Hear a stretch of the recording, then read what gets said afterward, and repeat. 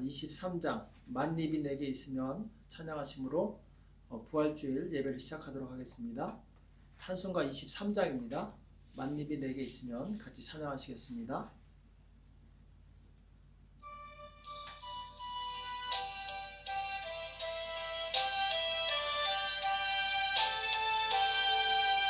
만입이 내게 있으면 그 입 다가지고 내 구주 주시는 종을 늘 찬송하겠네. 내 은혜로신 하나님 날 도와주시고 그 크신 영광 널리 펴 다 알게 하소서. 내 주의 귀한 이름이 날 위로하시고 이 귀의 음악 같으니 참 희락되도다. 내 죄의 권세 깨뜨려 그 결박 부시고 이 추한 밤을 비로소 곧 정케 하셨네.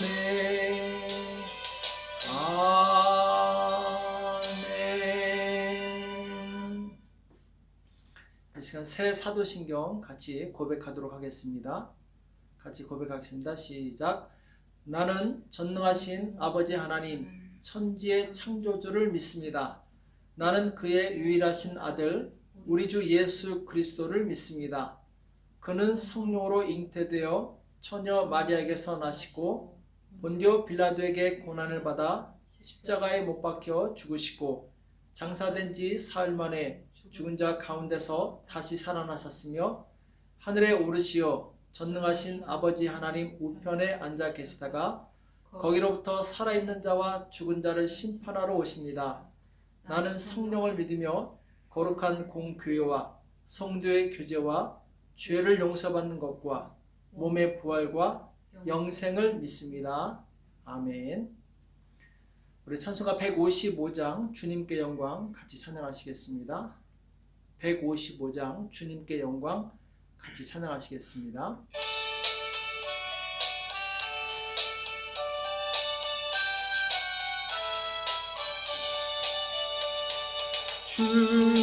주님께 영광 다시 사신 주 사망 권세 모두 이기시었네.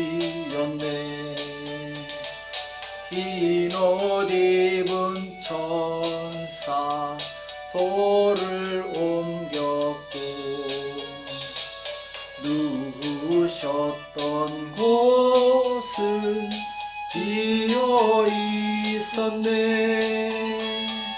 주님께 영광 다시 사신 주 사망 권세 모두 이기시었네. 부활의 주님 나타나시사 두려움과 의심 물리치셨네. 주의 교회 기뻐 찬송하여라.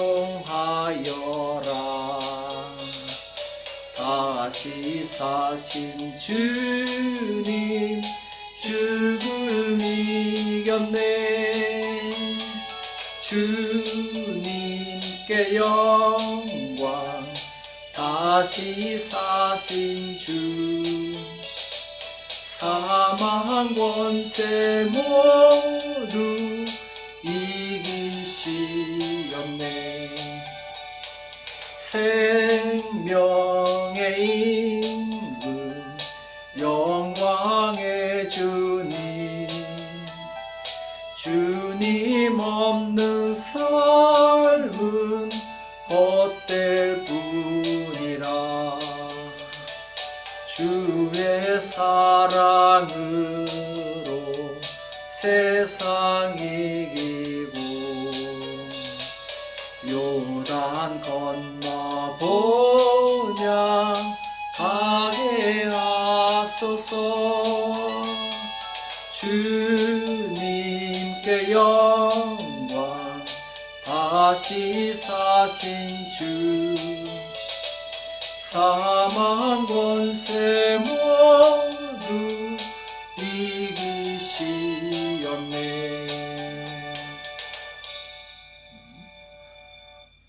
이 시간 예배를 위해서 같이 기도하시겠습니다. 살아계신 하나님 아버지, 부활주일 주님 앞에 나와서 하나님께 감사와 찬송의 예배를 드릴 수 있도록 은혜 주심을 감사합니다. 우리 죄를 위하여 십자가에서 죽으시고 3일 만에 부활하셔서 부활의 첫 열매가 되어주시고 우리에게 영원한 부활의 소망을 주심을 감사합니다. 주님께 감사와 찬송과 영광을 올려드립니다. 하나님께서 우리에게 큰 은혜와 자비를 베푸셨사온데 하나님, 우리는 그 은혜를 망각할 때가 너무 많았음을 고백합니다. 주님, 깨어 기도하지 못하고 또한 주님의 뜻대로 살지 못했던 모든 것들을 주님 앞에 고백하오니 우리를 용서하여 주시옵시고 우리의 모든 죄악을 예수님의 보혈로 깨끗하게 씻어 주시옵소서.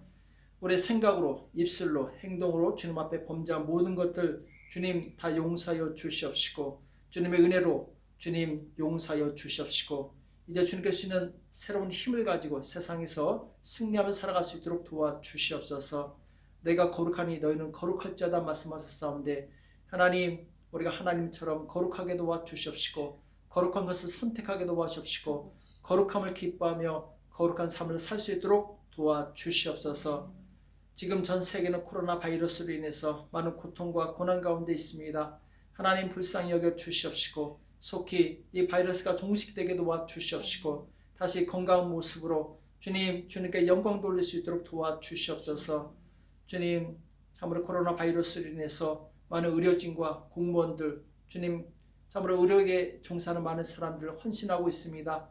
주님, 저들을 건강 지켜주시옵시고 모든 바이러스부터 아버지 하나님 지켜주셔서 감염되지 않게 도와주시옵시고 온전히 환자들을 잘 돌볼 수 있도록 주님 도와주시옵소서.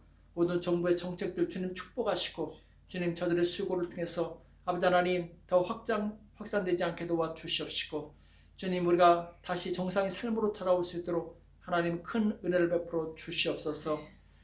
하나님 아버지, 오늘 예배 가운데 함께해 주시기 원합니다. 말씀을 들을 때 사람의 말로 듣지 않냐고 하나님의 음성으로 듣게 도와주시옵시고 말씀을 듣고 순종함으로 주님께서 기뻐하시는 삶을 살 수 있도록 주님 도와주시옵소서. 오늘 예배 시종을 주님께 의탁하옵고 예수님의 이름으로 간절히 기도합나이다. 아멘. 우리 하나님의 말씀 마태복음 28장 1절에서 10절까지 말씀을 보겠습니다. 마태복음 28장 1절에서 10절까지 말씀 같이 한 목소리를 합독하도록 하겠습니다. 마태복음 28장 1절에서 10절까지 말씀을 같이 읽겠습니다. 시작. 안식일이 다하여 가고 안식 후 첫날이 되려는 미명에 막달라 마리아와 다른 마리아가 무덤을 보려고 왔더니 큰 지진이 나며 주의 천사가 하늘로서 내려와 돌을 굴려내고 그 위에 앉았는데 그 형상이 번개 같고 그 옷은 눈같이 희건을 수직하던 자들이 저를 무서워하여 떨며 죽은 사람과 같이 되었더라. 천사가 여자들에게 일러 가로되 너희는 무서워 말라. 십자가에 못 박히신 예수를 너희가 찾는 줄을 내가 아노라.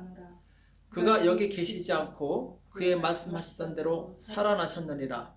와서 그의 누우셨던 곳을 보라.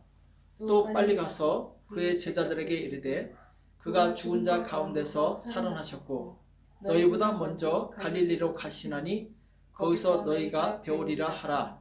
보라, 내가 너희에게 일렀느니라 하거늘 그 여자들이 무서움과 큰 기쁨으로 무덤을 빨리 떠나 제자들에게 알게 하려고 다름질할세.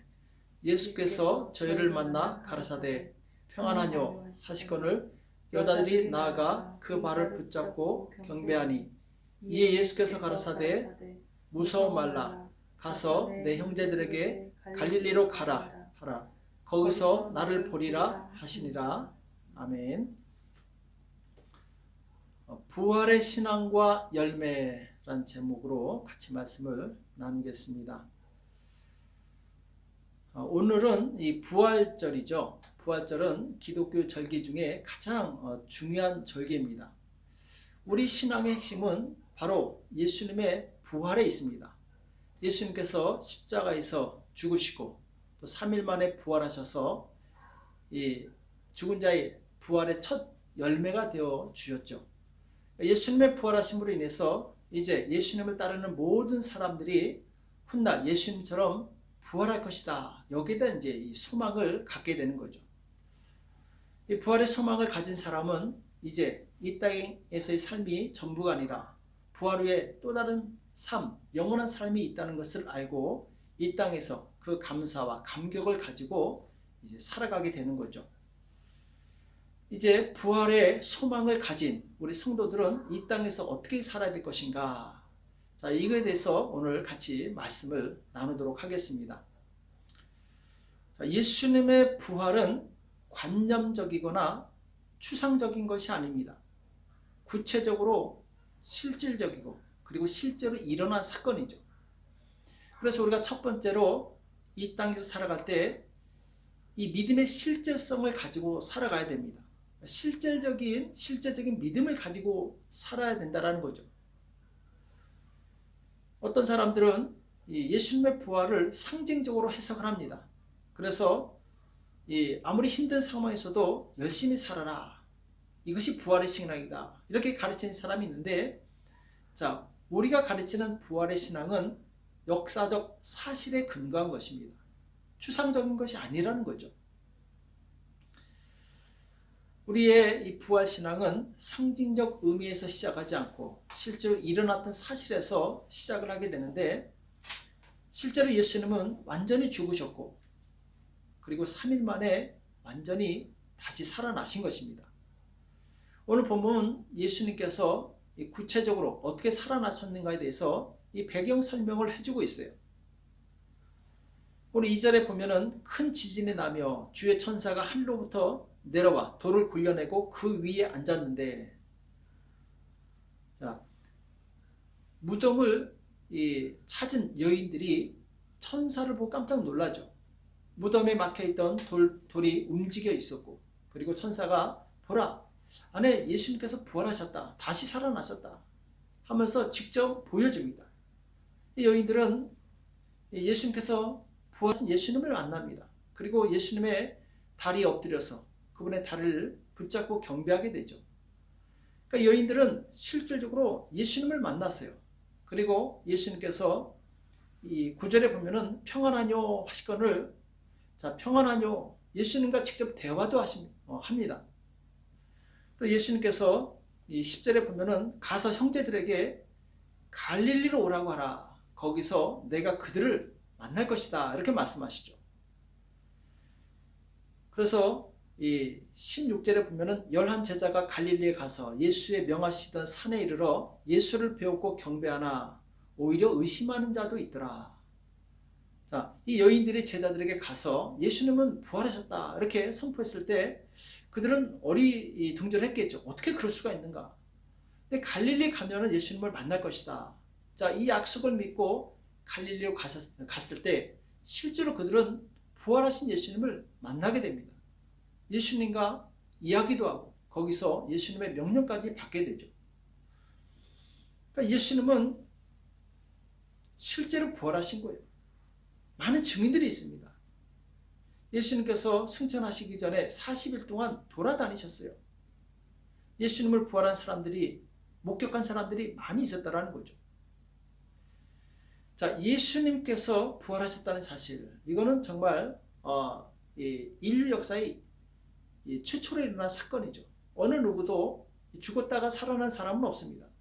그래서 이것이 우리에게 정말 믿기 어려운 부분 중에 하나입니다. 어떻게 죽은 사람이 살아날 수 있는가? 이 많은 사람들이 이것에 걸려서 예수님을 믿기 거부합니다. 또 교회에 나오는 것을 꺼려하죠. 그러나 정말 우리가 잘 기억해야 될 것은 예수님은 실제로 부활하셨다라는 것. 자, 영화 최근에 나온 몇 년 전에 나온 이제 부활이라는 영화가 있는데 거기 보면은 이 주인공이 이 젊은 로마의 장교입니다. 아주 장래가 촉망되는 이 전쟁도 잘하고 아주 스마트한 그런 이제 젊은 장교인데 자, 이 사람이 분명히 예수님께서 십자가에서 죽으시는 장면을 보게 돼요. 목격합니다. 그리고 군사 2명에서 창으로 그 옆구리를 찔러서 이 마지막 숨짐까지 확인하는 것을 보게 돼요. 자, 그런데 며칠 있다가 예수님이 부활하셨다는 이 소문이 듭니다. 이 사람은 이 헛소문을 퍼뜨린 자들을 잡아들이기 위해서 돌아다녀요. 이 사람 저 사람 만나면서 이 수사를 합니다. 조사를 해요.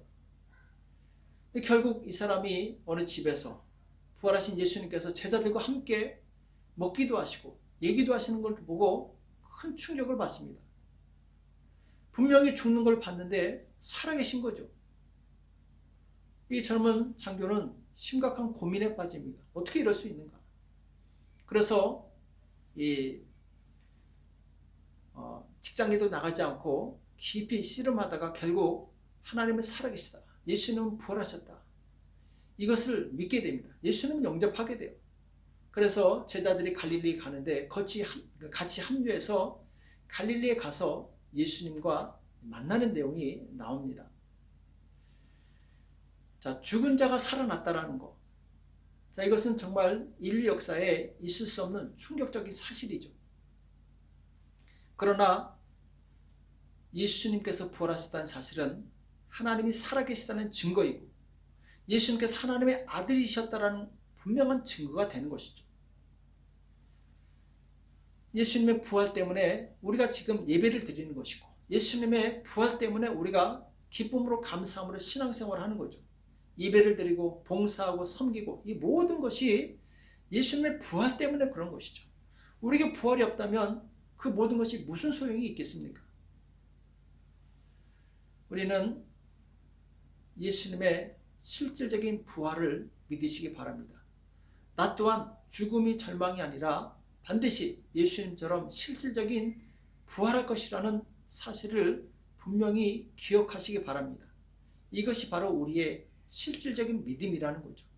그리고 부활이 실제인 것처럼 우리 삶의 모든 봉사와 예배와 헌금과 그리고 섬기는 일들이 다 실제라는 것이죠. 하나님께서 기억하시고 나중에 보상하신다라는 거죠. 이 부활의 이 실질적인 믿음을 가지고 이 땅에서 승리하시기 바랍니다. 자, 두 번째는 예수님의 부활을 믿는 성도는 이 땅에서 부활의 능력을 경험할 수 있습니다. 자, 예수님의 부활은 사망 권세 잡은 자, 마귀의 세력을 이기신 것이죠. 곧 죄의 세력을, 죄의 문제를 해결하신 것입니다. 예수님의 부활하심은 죄를 없이 하셨다는 거죠. 이 땅의 모든 문제는 결국 죄 때문에 일어나게 됩니다. 가난의 문제, 질병의 문제, 정신적 고통의 문제, 이 모든 것은 다 죄로부터 시작이 됐어요. 자, 죄는 무엇입니까? 쉽게 말해서 하나님을 떠난 것입니다. 하나님 없이 내 힘으로 스스로 살겠다고 한 것이 바로 죄죠. 그래서 예수님께서는 이 죄인들에 대한 비유를 드실 때 이 탕자의 비유를 드십니다.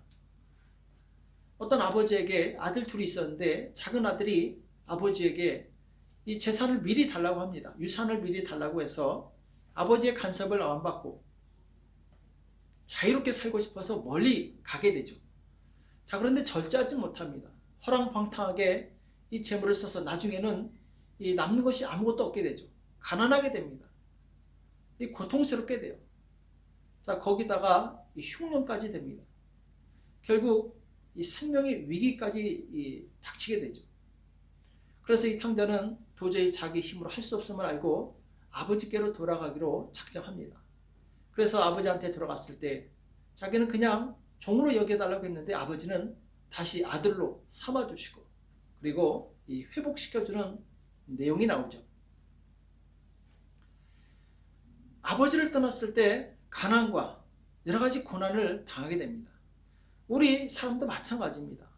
하나님을 떠났을 때, 우리 힘으로 우리 스스로 살려고 했을 때 우리는 결국 고난과 가난과 어려움에 처하게 된다는 거죠.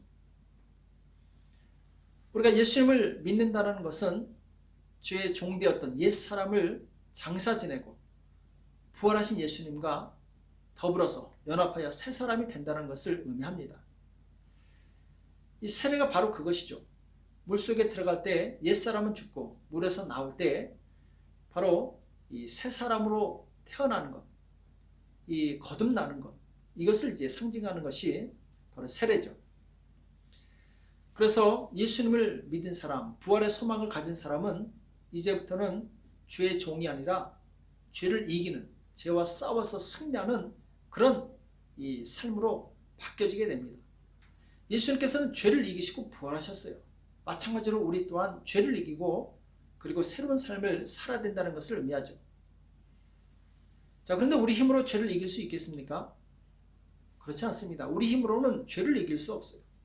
죄의 유혹이 얼마나 강렬하고 강력한지 우리는 우리 스스로 죄를 이길 수 없습니다. 성경에 보면은 그렇게 하나님께 쓰임받았던 위대한 종 사도 바울도 이 죄를 이기지 못해서 심각하게 고민하는 내용이 나오죠. 로마서 7장 15절에 보면은 나의 행하는 것을 내가 알지 못하노니 곧 원하는 이것은 행하지 아니하고 도리어 미워하는 그것을 함이라. 이제는 이것을 행하는 자가 내가 아니오 내 속에 거하는 죄니라. 자, 바울이 원치 않는 행동을 하게 되는데, 하나님의 뜻을 거스리는 행동을 하게 되는데, 이것은 자기가 원하는 것이 아니라는 거죠. 그 안에 있는 죄가 자기를 그렇게 이끌고 있다는 거죠. 내가 원하는 바 선은 하지 아니하고 도리어 원치 아니하는 바 악은 행하는도다. 만일 내가 원치 아니하는 그것을 하면 이를 행하는 자가 내가 아니오 내 속에 거하는 죄니라. 그러니까 내 속에 있는 죄가 나를 이끌어 간다는 거죠. 그러므로 내가 한 법을 깨달았노니 곧 선을 행하기 원하는 나에게 악이 함께 있는 것이로라. 사도 바울은 선을 행하고 싶지만 그 안에 악이 함께 있었다는 거죠. 내 속사람으로는 하나님의 법을 즐거워하되 내 지체 속에서 다른 법이 내 마음의 법과 싸워 내 지체 속에 있는 죄의 법 아래로 나를 사로잡아 오는 것을 보는도다. 그러니까 나는 하나님의 법을 즐거워하지만 또 다른 법이 나를 자꾸 죄 아래로 사로잡아 내려간다는 거죠. 오호라 나는 곤고한 사람이로다. 이 사망의 몸에서 누가 나를 건져내랴. 자기 스스로도 이 사망의 몸에서 죄의 세력에서 벗어날 수 없음을 고백하고 있습니다. 아니 그렇게 기도 많이 하고 절제력이 강하고 헌신적인 사도 바울이 죄한테 눌려서 이렇게 고민하는 것에 대해서 우리는 참 이해하기가 어렵죠. 그러나 이것은 바로 우리 모두의 문제입니다. 그 어느 누구도 죄를 이길 수 없어요. 자, 그럼 어떻게 해야 됩니까? 사도 바울은 그리스도 예수 안에서 죄를 이기는 법을 배우게 됩니다. 로마서 8장 1절과 2절 말씀 보면은 그러므로 이제 그리스도 예수 안에 있는 자에게는 결코 정죄함이 없나니, 자, 그리스도 예수 안에 있는 자에게는 정죄함이 없다. 곧 이제는 죄의 종이 아니라는 것이죠. 이는 그리스도 예수 안에 있는 생명의 성령의 법이 죄와 사망의 법에서 너를 해방하였음이라. 이렇게 말씀하고 있어요. 예수님 안에는 생명의 성령의 법이 있습니다. 이 성령의 법으로 인해서 우리는 죄와 사망의 법에서 벗어날 수 있는 거죠. 자, 쉽게 말해서 우리가 예수님 안에 있으면 우리는 죄를 이길 수 있어요. 예수님을 떠나면 죄를 이길 수 없습니다. 우리가 예수님 안에 있을 때 바로 생명의 성령의 법이 우리를 죄와 사망의 법에서 해방한다는 거죠. 그래서 내가 예수님 안에 있기만 하면 성령께서 나를 죄에서 보호하시고 이길 수 있는 힘을 주시는 것입니다. 자, 나는 스스로 하늘을 날 수가 없습니다. 그러나 내가 비행기를 타면 하늘을 날 수가 있는 거죠. 마찬가지로 내 힘으로 죄를 이길 수 없습니다. 그러나 내가 예수님 안에 거하면 죄를 이길 수 있다는 것이죠. 자, 그럼 우리는 어떻게 해야지 예수님 안에 거할 수 있습니까? 내 안에 예수님이 계시다는 사실을 인정하시기 바랍니다. 그리고 그 예수님을 항상 의지하시기 바랍니다. 그럼 우리는 상당히 많은 부분 죄를 이길 수 있어요. 예수님을 깊이 생각하고 예수님의 뜻이 무엇일까 항상 여쭤보는 거죠. 사실 대부분 예수님의 뜻은 성경에 기록되어 있습니다. 성경을 많이 읽어야 될 이유가 거기 있는 거죠. 성경을 많이 읽고 거기서 대부분 답을 찾을 수 있습니다. 그러나 일상에서 일어나는 여러 가지 성경에 기록되지 않은 많은 문제들이 있는데, 자, 이 부분도 내 안에 계신 성령께서 우리에게 해답을 주실 것입니다. 우리는 끊임없이 내 안에 계신 바로 성령님과 교통을 하는 것이죠. 뜻을 여쭤보는 거죠.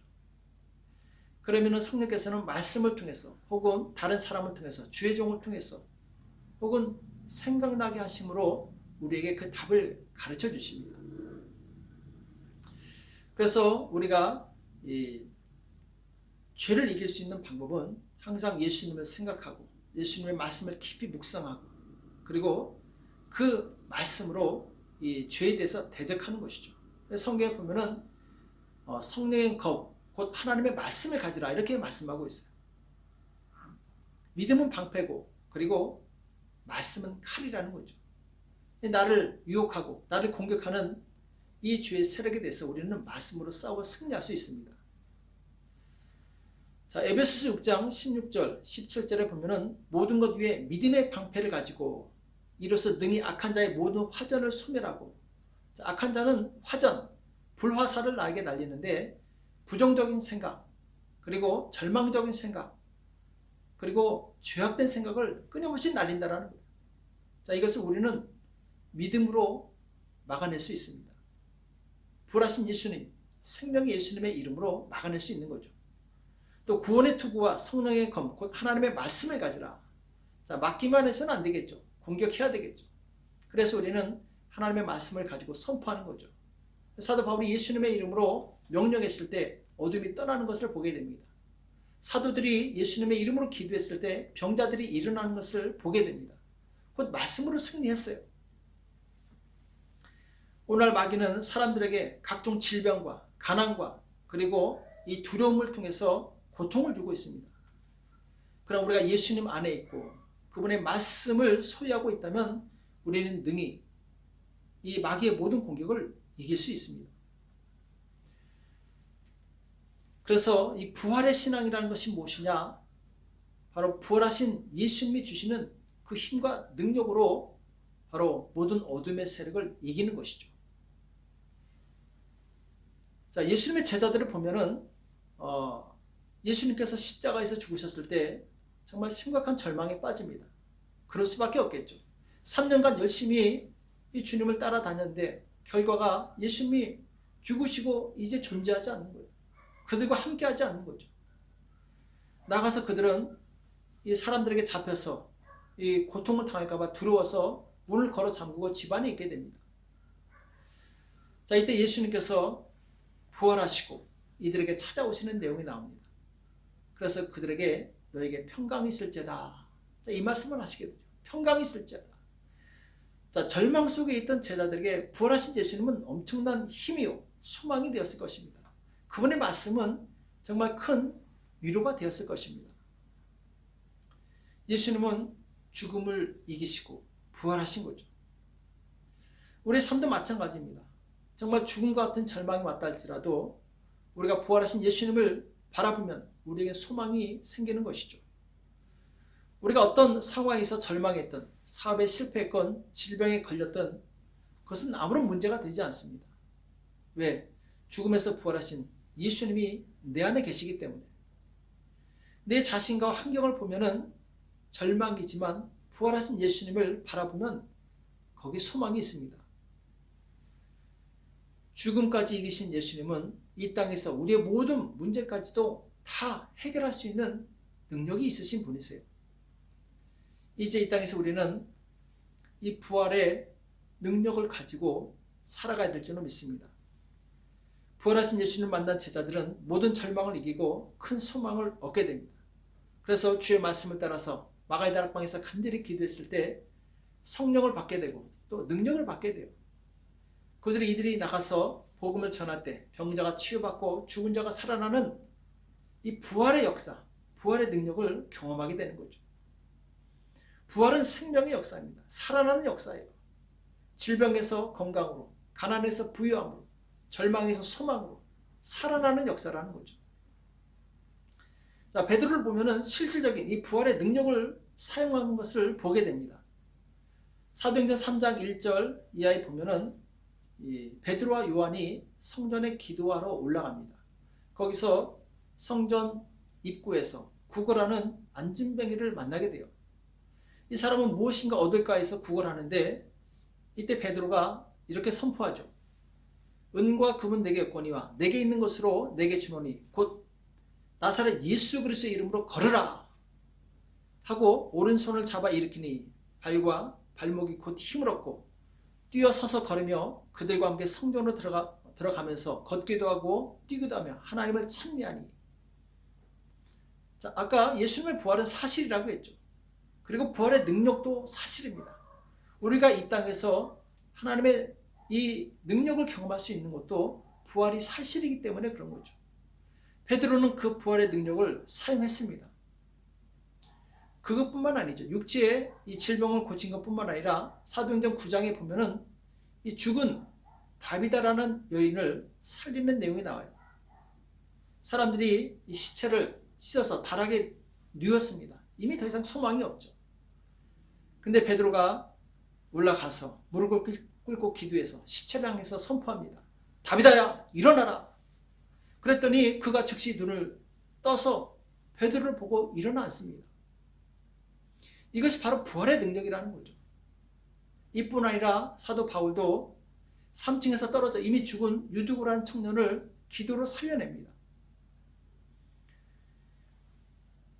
사도들이 기적을 행할 수 있었던 것은 바로 부활하신 예수님을 실질적으로 믿었다는 거죠. 부활의 능력은 죽은 자도 살리는 능력이 있습니다. 하물며 내가 가지고 있는 많은 문제를 해결 못 하시겠습니까? 능히 우리가 부활의 믿음을 가진다면 우리는 모든 것을 해결할 수 있습니다.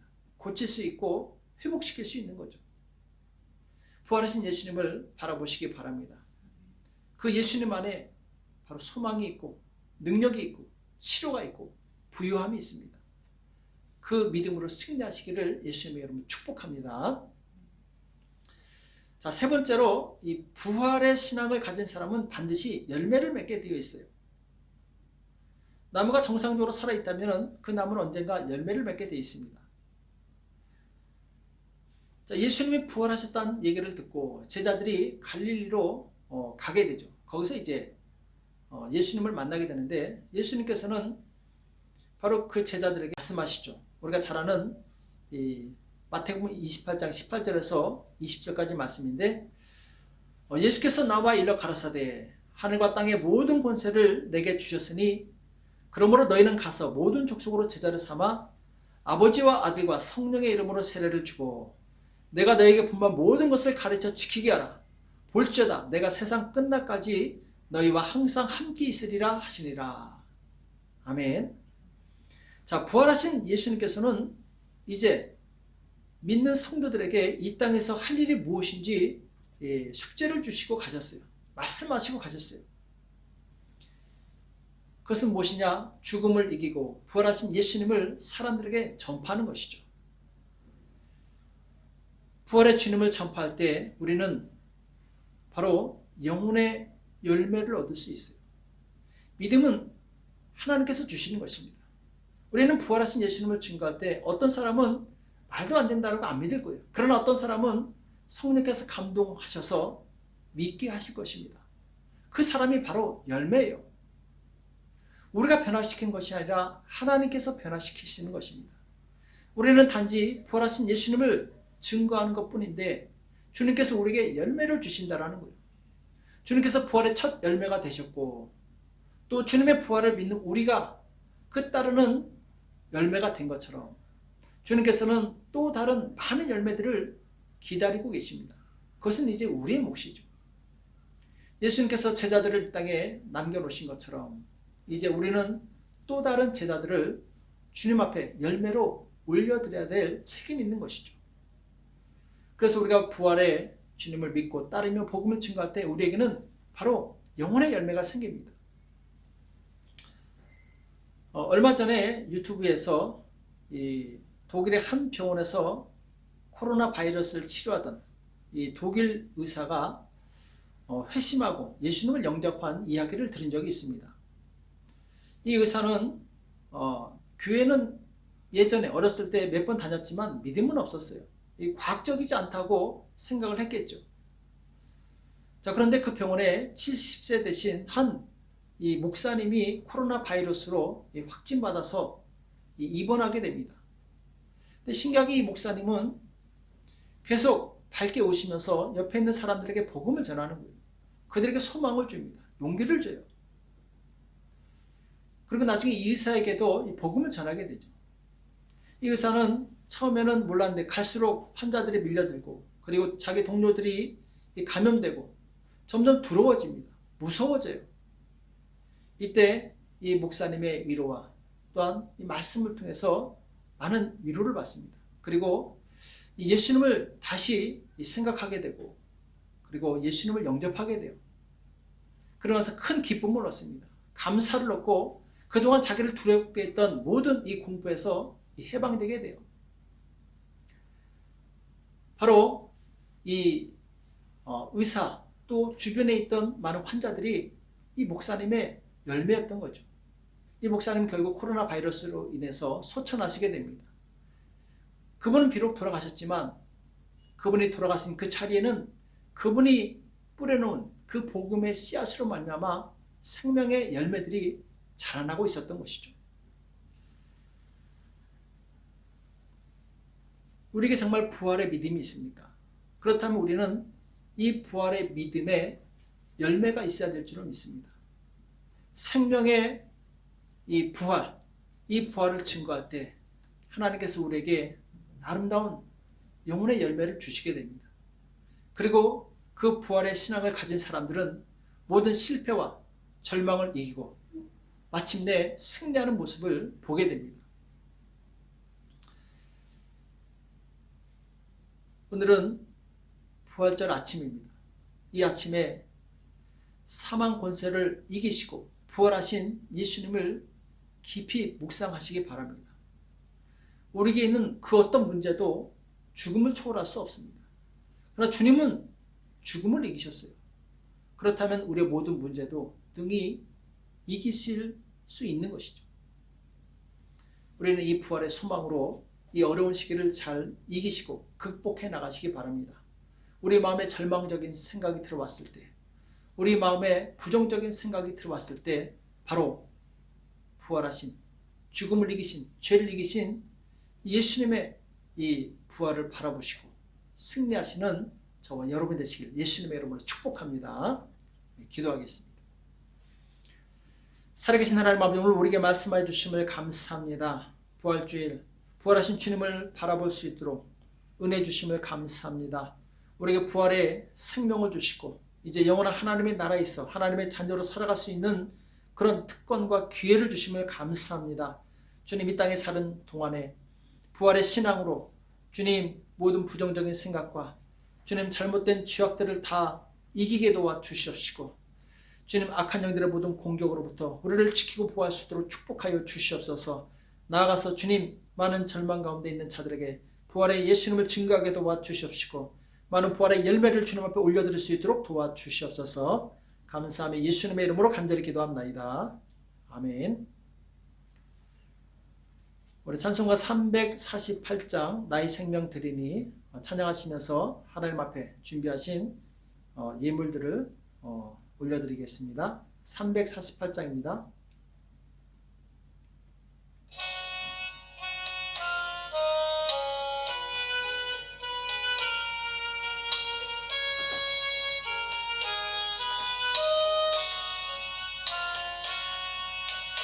나의 생명 드리니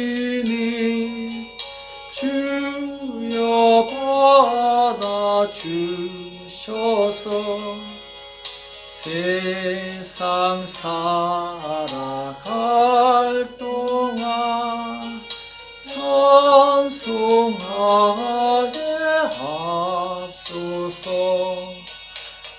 손과 발을 들이니 주여 받아 주셔서 주의 일을 위하여 인접하게 하소서.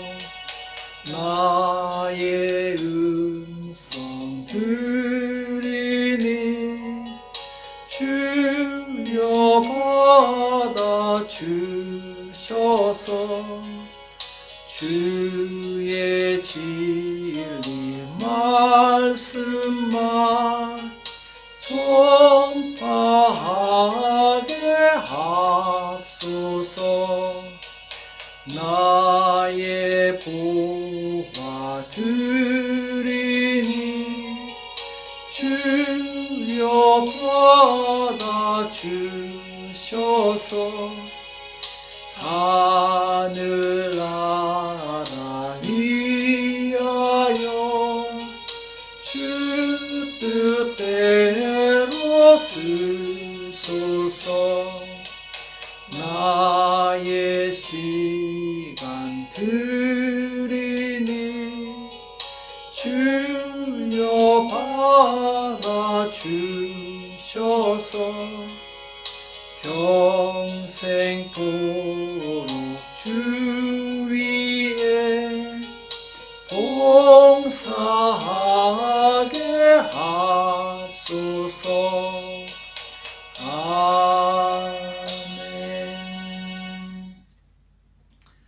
이 시간 잠깐 광고 말씀드리겠습니다. 지난 주간 고난 주간 특별 새벽 기도회 주님의 은혜로 잘 마쳤습니다. 못 보신 분들은 유튜브에서 확인할 수 있습니다. 보실 수 있습니다. 오늘 부활절 감사 예배인데 부활의 감격을 누리시고 믿음으로 승리하시기를 예수님의 이름으로 축복합니다. 부활절 특별 헌금은 모아두셨다가 나중에 예배가 정상화됐을 때 그때 같이 걷도록 하겠습니다. 그리고 오늘 오후에 이 동영상을 목자 단체 카톡방에 올릴 테니까 우리 목장에서 전달 받아서 부활절 이제 은혜로운 영상이니까 꼭 오늘 같이 가족과 함께 보시기 바랍니다.